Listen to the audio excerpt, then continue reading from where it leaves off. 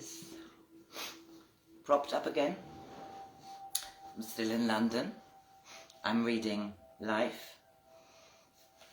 No, I'm not. I'm reading BLISS, Afterlife. It's a story I wrote in 2006, 15 years ago, and I don't know whether it will ever be published, but I have been enjoying going through it myself.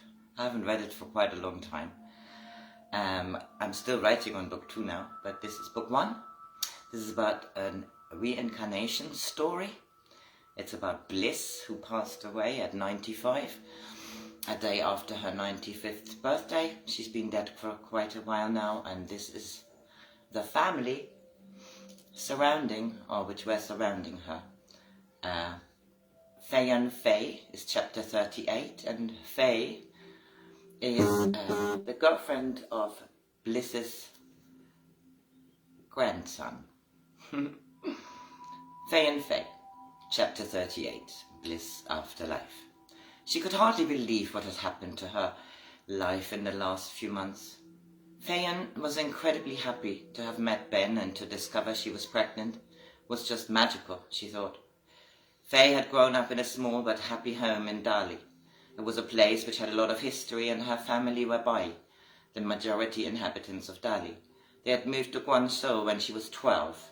Her father was a lecturer, and he had the opportunity of a good job in Jiangnan. Her mother also worked. She was a skilled acupuncturist. Faye herself had decided already as a child she wanted to study this, and other holistic healing practices. She grew up very happy. Both her parents cherished her, and when they discovered that she was very bright, they made sure she was able to study. Money was not plentiful, but her parents were very good at living well, cheaply. They had their own chickens and a couple of pigs. Her mother grew herbs, and her father was always in the garden in his spare time, growing flowers and vegetables. She studied in Hong Kong and even spent 6 months in the States. Her father's cousin had moved to New York many years ago, and she was able to go to college to improve her English and learned how to cook in his Chinese restaurant at the same time. She was just enjoying the end of her long years of study when she met Ben in a small bar she had been visiting with some of her friends. He knew one of her university friends, and they ended up sitting together and all evening talking, non-stop. They were both fascinated by each other. She was eternally grateful she only came across the love of her life after her studies were over. He had completely turned her head, and she could not imagine how she could have been able to study now. She surprised herself with the confidence she felt that they were meant to be together. Their meeting was such a chance that it seemed funny to think this could be true. But although she had a group of friends in Jiangnan, and even had a guy very interested in her since she's moved there as a teenager, she knew now that she would never marry Joe. How lucky that Ben felt exactly the same. She was surprised when she discovered that she was pregnant. They thought they had been careful, but something obviously had gone wrong, or right, as she thought now. They certainly had not planned to have a child or get married. They had only just known each other a few months. None of it seemed to matter now. She felt a wave of happiness and got up from the bench in her parents' garden. She had packed a suitcase. Tomorrow, she and Ben would travel to England. Her parents were sad that she would be away for a while, but they had totally accepted her decision, and they were happy for her. They really liked Ben, although her dad had not been sure at the beginning. In fact, he questioned Ben at length when he came here first. It was a little embarrassing. Having spent many years away from home on and off, Faye was quite independent, but her dad was still traditional at heart, and this was all quite a lot for her parents to take in. They were of a very different generation, and she was grateful that they were so open-minded about Ben. Her mother would not allow any arguments about the big cultural differences. She was a very spiritual woman, and she liked Ben straight away. He had good energy, she said, the first time they met. Chapter 39. Ben. Ben had just walked through the vegetable garden with Don Ying, Faye's mum. Ben liked her very much. She was such a quiet woman, but you always knew that there was a lot of strength in this small body. She was a well-known acupuncturist and healer in the area, and Ben had been treated by her for a back problem he had had for years, and had been niggling him on and off after a hard fall at a rugby game at college. She had manipulated his back very gently and put some needles along his spine, All he felt at the time was a tingling, and a warm feeling which spread through his whole body. Ever since then, his pain had gone. Don Ying said this treatment might need repeating after a little while, but so far he's had no discomfort at all. He thought she was very skilled, and since he stayed in their small spare room, he could often hear people knocking on the door, asking for help and healing. She never sent anyone away, and as far as he could gather, she never disappointed anyone. Life here was so slow and deliberate. He felt he had time to think and breathe ever since he had arrived here. Faye's family was such a calm unit. Her grandparents lived a few houses down the road, and her grandmother often cooked for all of them. Cooking and eating was a great part of socializing here, and although he knew that it was said that in Chinese cooking every part of the animal could find a use, it was definitely true. He still had to get used to the specialities, which was things like chicken feet or intestines or pig's ears or snouts.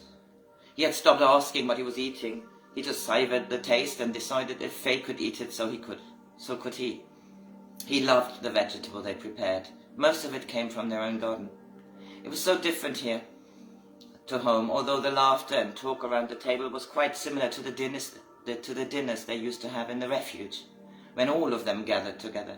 His own family, which usually consisted of him and his mum, or alternatively him and his dad, was small, but he loved the family dinners with his auntie Holly and Chris, and Tony, his cousin, of course.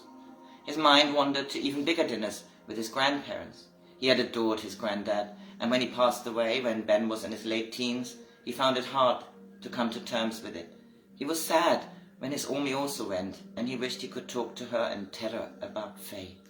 She would have loved the idea of a little brown Chinese baby. He smiled and started humming on the sunny side of the street. His favorite music was not easy to get hold of here, and he had to remember to get some batteries for his MP3 player, as he had definitely started to get a few withdrawal symptoms as far as his favorite tunes were concerned. Chinese music was something he could find hard to appreciate, he thought, just as well that Faye was keen on Western music, he thought. Chapter 40. Moving to consciousness. So secure, so warm and cozy. I feel completely taken care of. This is such a lovely state of being. I feel I have a body, small and quite compact. It feels so different to my recent bodiless state of being. I know where I am. I am in my mother's womb. It feels good. I can even hear faint voices. One voice in particular is always there. I can feel my mother's voice from the inside, reverberating. Other sounds, faint and far away. I keep losing my soul consciousness. It's strange. I dream and I'm back where my special place is, and then I return here. Sometimes I feel a little trapped now. Sometimes it feels like nothing. I cannot say how I feel. I vaguely remember what I want to do in my future, but it all starts to become very hazy. I shall go with the flow. It feels familiar somehow. Funny. Chapter 41. Faye was very excited about going to England. She had some trepidation meeting Ben's mum and his dad, of course, but somehow she felt it was more important to get on with Susan. She had a really good relationship with her own mum, and Ben felt he had the same with his. Hopefully she would not be too difficult. She had heard about the mother-in-law jokes, although Ben only laughed when she told him she was worried they would not like her. She locked her suitcase. It was not very big. She did not yet have many maternity clothes, just a couple of loose dresses. She did not really know how big she would get, and also it was winter in England, and she intended to buy herself a few things when she was there. Ben's suitcase was enormous. He loved to buy Chinese paintings, and they needed careful wrapping. As he would leave them there in England, he had more than enough space for both of them. They would stay with his mum. Ben had to work for a few days, but they intended to have a holiday over the festive season and travel back. End of January. She would be 7 months pregnant then, and travelling would become difficult after that. Faye inspected herself in the mirror. Yes, she could definitely see a little bump, but it was only she that knew she was pregnant, really. Otherwise it just looked like a bit too much dinner. She smiled at herself. Did she really look radiant, as you are supposed to be during pregnancy? No, she looked as normal, she thought. She rubbed her cheeks and now they looked blotchy. Never mind, what's inside is important. Well, actually that was truer for her at the moment than for anyone else in this house, she thought. Ben was waiting for her, and waiting for her father to come with a car. He would drive them to the railway station and they would take the train to Hong Kong and from there fly to London. There he was. She took her suitcase and called her mum that it was time to leave. This was not going to be easy, and she could already feel her eyes welling up. So that was up to chapter 41, including 41, and my next one is chapter 42. These are short. Have a good day. Bye.